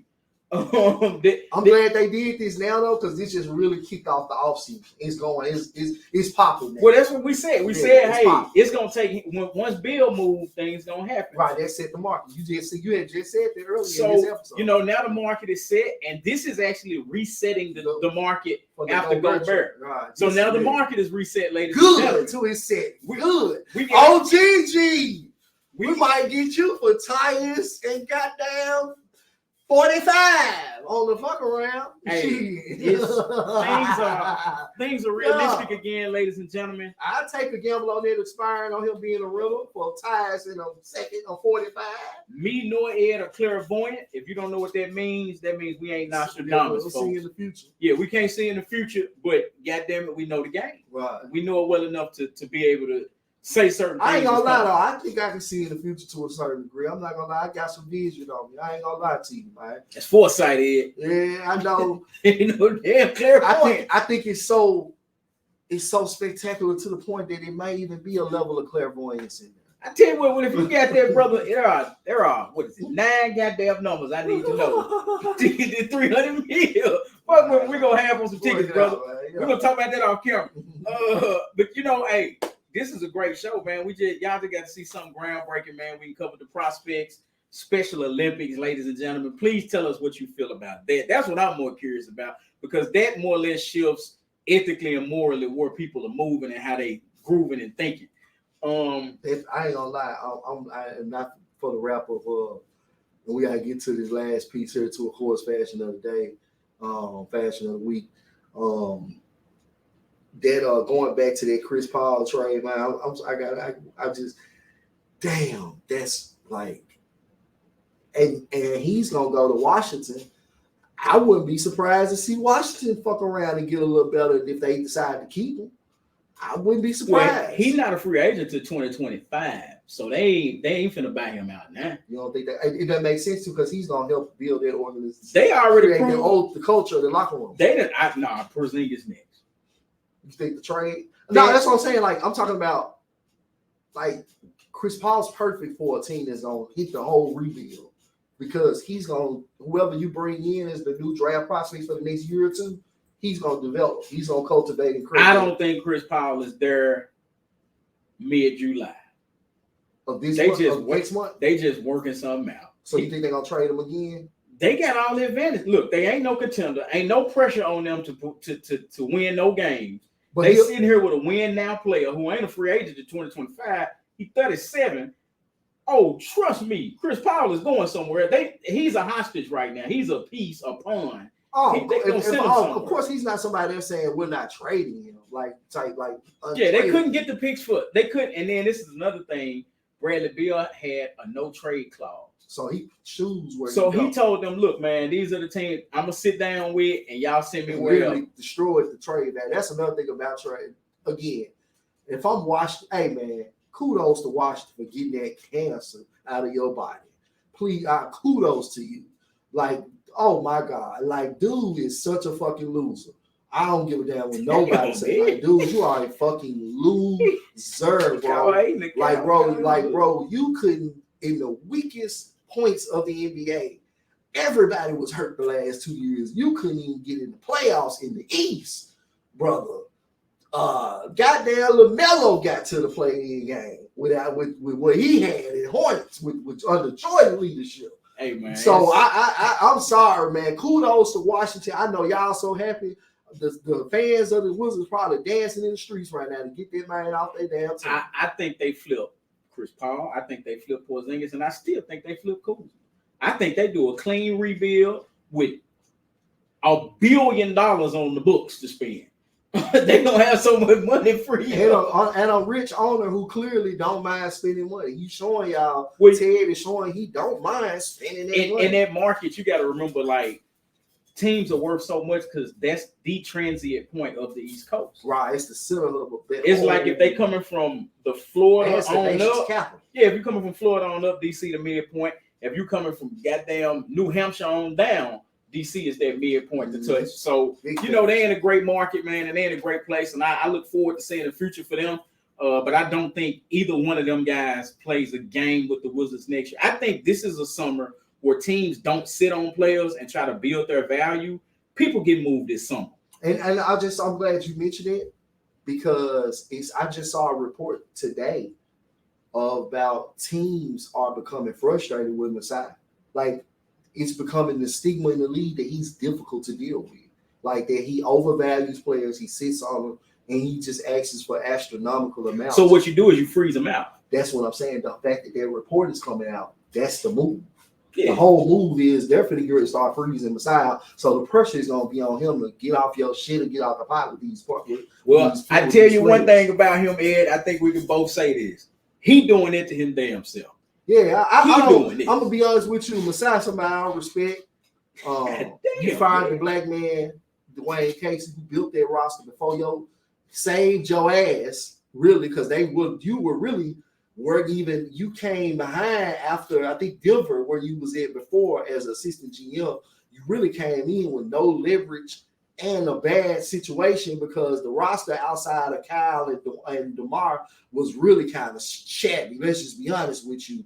They between Casey, DeMar and Kyle, they saved you, built up their team to be a contender that it is. You fired a black coach, go hire Nick Nurse, who took the team in backwards in terms of what it was before then, even though the team Nick Nurse had this year was more talented than any team that DeMar and Kyle played with. You had by far the most talented roster that they have ever had, even with Kawhi. The team now is not better than it was when Kawhi was there. That was obviously a better team because of the veterans. You had Marc Gasol, you had so many different counterparts, Kyle Lowry, everything else, and Kawhi himself. But in terms of talent, this team now is more talented than that team. And you can't even get this team to even be a functional team. So for me, I feel like, and the fact that after Nick Nurse, you go hire Darko. So it's just essentially setting your mind that you don't hire black coaches. I'm not trying to get too pro-black or go Dr. Umar on y'all on this podcast, but it's just a coincidence that we're talking about Masai now because I'm just noticing his moves. Everything about him is a stubbornness. He has a certain approach to things, and he's just trashy. I'm just going to be honest with you. Like, I really don't rock with Masai. I'm almost thinking that police officer that he got into it with at that game during the championship might have picked up some on his spirit and was just like, fuck him. I'm going to stop his walk because he's been an asshole. Yeah, I just know that the market is reset. And just like any market, when the market is reset, the people that are sellers are going to be the maddest. So that is fucked up, but it is what it is for the sellers and for the buyers as the Memphis Grizzlies. Hey, we are in business, ladies and gentlemen. We're rocking with it, man. The price just went down to the ground. Let me get that. That would climate need to be. Hopefully, climate ain't got freeze out. But with that report coming out about Masai, I would not be surprised if he gets frozen out, or if very little, if nothing else, that report is pressure on him to stop playing with people and make a fucking deal. Yeah, when it makes sense. Now we flip into the last segment. We're gonna go with the gear, the clothes. I go first because Ed went first last week. I'm out here, the purple one, ladies and gentlemen. Yes, the man that plays all the instruments, licks his tongue out at your woman, and she likes him even if she lied to you and said she didn't. Prince, man, Prince Rogers, my guy, love his music. Favorite song ever was Thieves in the Temple on the Graffiti Bridge soundtrack. Go check it out, man. It's one of his side B's. It's dope. That's what I'm rocking, the Prince t-shirt, black jeans, and I'm rocking the Air Penny 4s, all black with the clear sole. You see the leather right here.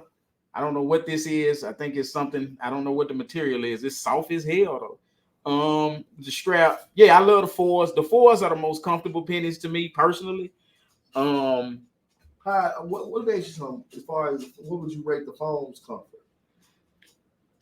Probably ahead of the 1s, behind the 4s, and behind the 2s. So 3 out of the 7 or 8 pair he got. I would probably rate the foams like 3rd or 4th in comfort. The foams is about style. It's not about right. like wear like that. That's why I asked you that, because of the design of the shoe. Yeah, these joints here, they just wide enough and they fit just right, man. And I got at least 2 pair of every type of pennies in some type of colorway or whatever. So if you want to know about them, hit me up, because that's what I rock, that and Air Max. Yes, sir. Yes, sir. Today, the Showboats play their final game. I've been really following them throughout the season. I'm rocking with them. Came off a loss last week. It's all good. This game here is going to determine what they're going to do as far as playoff seeding. Shout out to the Showboats. Shout out to Todd Haley, the head coach, for turning that situation around. When they started out 0 for 3, he turned that whole season around and created buzz, or helped create buzz amongst their team, because the buzz was there from game 1. So the buzz was there even before that. But to help to stabilize or to retain some buzz amongst us, to where I wanted to go to the game today. But because we were shooting this pod out of the scheduling conflict, I wasn't able to. But I was going to actually attend today's game if not for that. So shout out to my Showboats, man. I want to put them out here with it, and of course with the shoe. I was gonna hit y'all ass with a couple other options, but I wanted to show y'all these. What is the name of these? I should have had already looked this up. I got them on the Nike app. What the good thing about the Nike app, it'll keep. Them joints look futuristic too, by the way. I know, man. These the Jordans. They're called the Super Plays. That's what it's called. The Super Plays. I know J Balvin has some running the Jordan line that's with Jordan line that they have that's like these. But I like the Super Plays. They remind me of the Yeezys. That's pretty much the technology that they use. But I'm rocking with them. You know what I'm saying? In case y'all haven't got familiar with the Super Plays, shout out to the Nike clearance store at Elvis Presley and Reigns. You did. They are amazing. But I just want to definitely you know what I'm saying, let y'all catch the drip for this trip. You did. You know what I'm saying? Your boy stays sexy as ever. So even in rainy weather. You did. Yes, because it is a rainy day down here, and I got on my black suede shoes. Rainy weekend. Hey man, this is Dez and Ed. Man, this is Ed and Dez. Podcast from around the way, man. Until next time, we are signing off, man.